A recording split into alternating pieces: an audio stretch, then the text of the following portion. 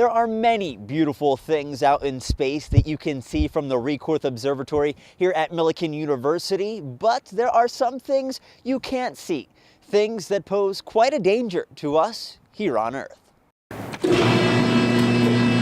93 million miles away sits our old but still very active sun. Like Earth, the star has weather too, but it's far from what we're used to.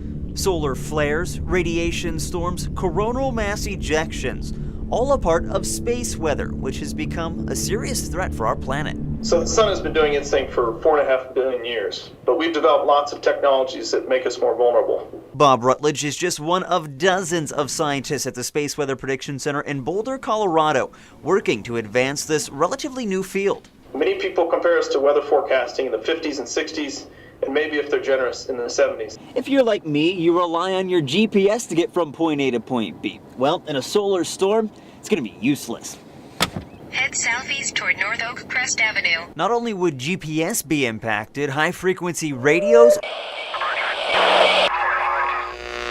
would be silenced, and power gone, leaving billions in the dark for days, weeks, and maybe even years in the strongest storms. If you have a big enough episode of this, it will overload transformers in our power grid and blow them out.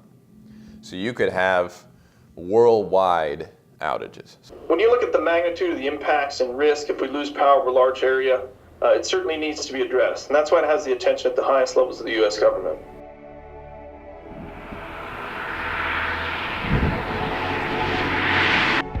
Scientists don't know when the next major storm will happen, but they're working very hard to make sure our country is prepared.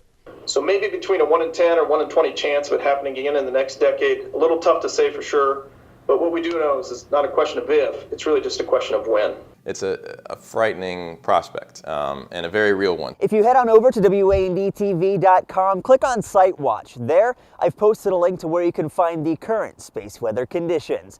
Reporting from the Rekorth Observatory, Adam Del Rosso, WAND News.